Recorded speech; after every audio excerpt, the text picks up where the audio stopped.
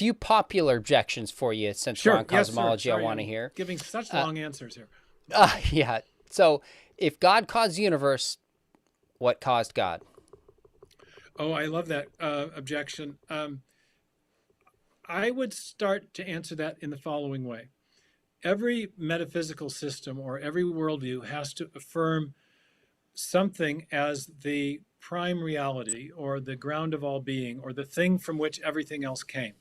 In every system of thought, there is what worldview scholars call a prime reality or an answer to the prime reality question, what more formally trained analytical philosophers call the question of ontology. And if the materialists think they have a kind of a gotcha question or who caused God or who designed the designer. But you can turn that around just as easily and say, if the origin of life is produced by the first simple replicator, what was the replicator that produced the replicator? I mean, you can always do the what came before that trick. Okay, the real issue is. What is a good candidate? What's the best candidate to be that eternal self-existent thing that is affirmed in every system of thought? Is matter, or are matter and energy, or are matter, energy, space, and time the best candidate to be the thing from which everything else came? Or is it a transcendent creative intelligence? God. And I think in light of the cosmology, the developments in astrophysics, astronomy, and theoretical physics over the last 100 years, all of which are pointing to a beginning to the physical universe of matter, space, time, and energy, that matter, space, time, and energy, or the material world, is a poor candidate to be the thing from which everything else came. Because again, it has not been from eternity past, it began a finite time ago, suggesting the need for something else external to itself as the ground of all being.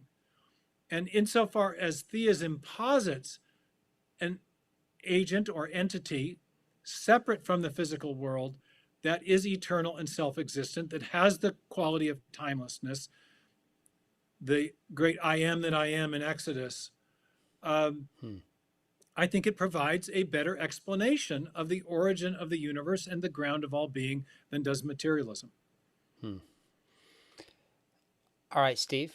And actually, this is an illustration of where the IBE framework or way of reasoning provides some utility in addressing questions like this. If we just have to answer the question, well, who made God? Well, that's a hard question to answer. But it's also a hard question to answer. If matter existed from eternity, what existed before that? I mean, you can ask the exact same question. If both theism and classical materialism affirm an eternal self-existent something, you can ask of both somethings what came before that. Sure. But the real question, so yes, you could do that, and that may be unanswerable. But insofar as in all systems of thought, we presuppose something as the ground of all being, as the thing from which everything else comes, then we now have a way of asking which posited something provides a better explanation of the facts we see around us in the world. And I think theism does that. Gotcha. The Bible is also, interestingly, I'm not just a theist, a biblical Christian. The Bible is interesting in what it affirms. It affirms that Yahweh, and apologies to Jewish friends, but the name that God uses in the Old Testament of himself is actually an affirmation of his eternal, timeless being. I am that I am. So that's an interesting, the way God presents himself to mankind is as that eternal self-existent thing that neither had a beginning nor will have an end, and which is the ground of all being. Now, we're also told in the Bible that understanding that is very hard.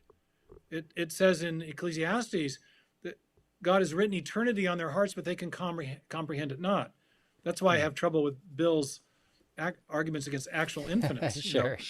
But in any case, there's a kind of realism, I think, a philosophical realism about the Bible, in that the things that it affirms as primary or foundational, the character of God or the limits of human reasoning, are really true to our experience, or in one case true to our experience in the sense of that it does in the description of our intellectual limitations, but also philosophically intriguing in that the way God is described in the Bible is in terms of attributes that would be necessary to account for existence. An eternal self-existent entity that could have brought the physical universe into existence a finite time ago. It has the necessary attribute of transcendence or separateness from the physical universe that would allow it to function as a cause of the universe as a whole. All right, Steve, isn't this an example of the God of the gaps, where we may be lacking a scientific explanation and you're just inserting God in something? If we did that in the past in science, think of all the things we would fail to understand. So is this a God of the gaps and a science stopper or not? No. And many people will, I think, be tempted after my last answer to stand up and say, yes, obviously it is. Stop the God of the gapsing. But let me take that on too. God of the gaps is another way of expressing the claim that someone has made an informal an argument from ignorance, which is a fallacy in informal logic. And arguments from ignorance have the following logical form. Cause A is not sufficient to produce effect X. Okay. Well, therefore cause B did it. That's fallacious because we didn't offer any independent reasons for thinking that cause B could produce effect X. A God of the gaps argument is just the informal fallacy of an argument from ignorance, where the cause invoked is God rather than A or B or fire or water or whatever the other physical cause might be. So I say, well, let's start actually with intelligent design. I made the argument that neither chance nor physical chemical necessity nor the combination of the two can produce the information necessary to produce the first living cell.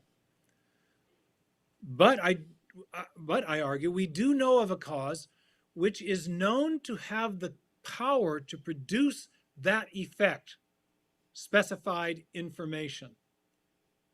And that cause is intelligence. So among those four types of causes, got it. Chance, necessity, the combination of the two, and intelligence, intelligence is the only known cause with the requisite powers to produce the effect in question. So when I infer to intelligent design as a cause of the information necessary to produce the first living cell, I'm not arguing from ignorance. Yep. I'm not arguing from a gap in our knowledge. I'm actually arguing or inferring based on our knowledge of the cause and effect structure of the world. I've seen agents produce that type of effect in other situations, and therefore I have grounds for positing intelligence as a causal explanation in relation to this other relevantly similar fact. Or in the case of specified complexity or specified information, identical kind of fact. So that's not an argument from ignorance, and it's an argument from knowledge. Our knowledge of cause and effect, and the knowledge of the effect that has to be explained. Now people say, okay, but that's just for intelligent design. But what if you're saying that the designer is God, as you do in your new book? Well, in the new book, I also point out that in science, we often make judgments about causal adequacy based not only on direct observation of one type of cause producing a given type of effect, but we will also make judgments of causal adequacy based on seeing what relevantly similar entities are capable of producing, and or on the basis of a theoretical analysis of the attributes of a postulated entity. The guys that were looking for the evidence of the Higgs boson or of the first quarks they had no prior experience of quarks producing certain types of effects, or the Higgs particle producing a certain type of, but they had theoretical understanding of the attributes of those entities. And based on relevantly similar experience with other similar entities, we're able to generate empirical expectations or predictions of what they should see those entities producing under given circumstances. And that same sort of move, which is a move of extrapolation, can be used to generate expectations about what you ought to see if there were a God acting to create the universe, as opposed to an undirected material process being the only thing in play. Richard Dawkins himself has acknowledged the testability of such metaphysical hypotheses. He says that the universe has exactly the properties we should expect if at bottom there is no purpose, no design, nothing but blind, pitiless indifference. The blind, pitiless indifference is his shorthand for materialism, undirected material processes. So he's saying my materialistic metaphysical hypothesis has been confirmed by the properties I see in the universe. And I think that's a lovely framing for a discussion, because I want to say, is that true? Materialist, did you expect the universe to have a beginning? Did you expect it to be exquisitely finely tuned from the beginning? Did you expect the digital information present in cells, or the complex digital information storage, transmission, and processing system inside cells? 2 summers ago, Dawkins himself admitted to being knocked sideways with wonder at the complexity of the digital processing system, or information processing system inside the cell, when he saw it animated by an Australian group who did an animation of DNA replication. So I would say that metaphysical hypotheses are testable in the same way scientific ones are, by comparing the expectations they generate with the observations we make of the world, and the expectations for observations that they generate with the actual observations we make. And I think theism has passed those tests in ways that materialism as a worldview has not.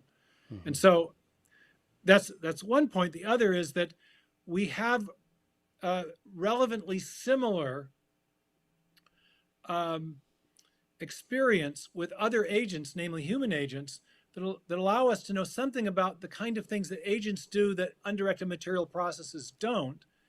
And that allows us to generate expectations of the kinds of things we should see agents producing, or conversely, the type of causal powers that we might reasonably ascribe to God as a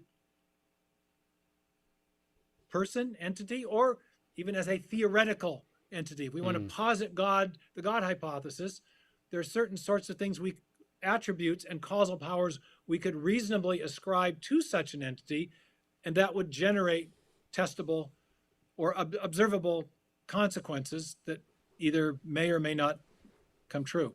So I don't think it's a God of the gaps. I think, again, our knowledge of what sort of things God might do are grounded in many sources of information. One of those might be scripture, but also in our knowledge of relevantly similar entities, namely human agents and what we do.